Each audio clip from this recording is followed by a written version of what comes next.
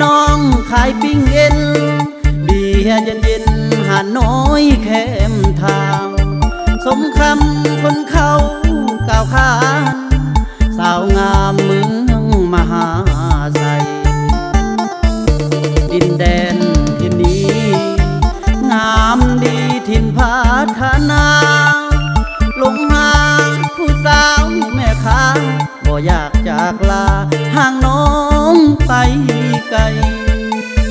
ขอถามคนดีว่าน้องมีแฟนแล้วไปน้องตอบส่งยิ้มมาให้ว่าบ่มีดีใจแท้นาหอยยิ้มก็หวานเบียร์หานนางก็เย็นซื่นใจปิ้งเอ็นน้องแซ่บกว่าไผผู้คนหลั่งไหลมาหารการดาเลิกงานยามแล้ว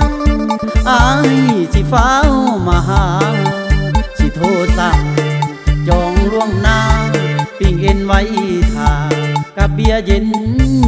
เย็นผู้สาวแม่ค้าป่าน้ำจังงามเหลือล้นอายอยากเป็นคนที่หนึ่งในใจเนื้อเย็นอยากมาสร้างก่อห่มหอสวยขายปิ้งเอ็นเป็นแฟนเนื้อเย็นคู่น้องจนสู้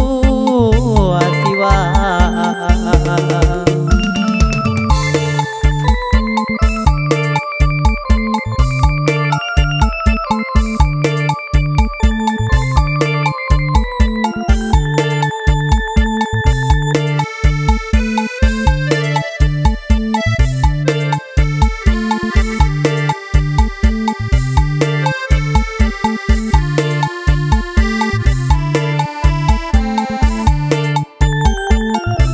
หอยยิ้ม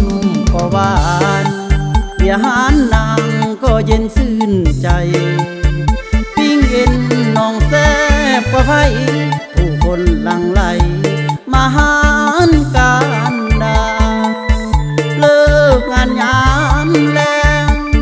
อายสิฟ้าวมาหาสิโทรสั่งจองล่วงหน้าปิ้งเอ็นไว้ท่ากับเบียร์เย็น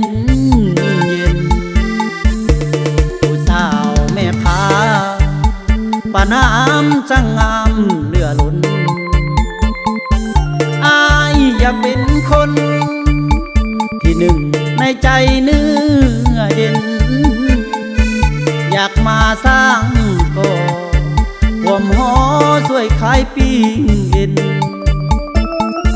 เป็นแฟนเนื้อเย็น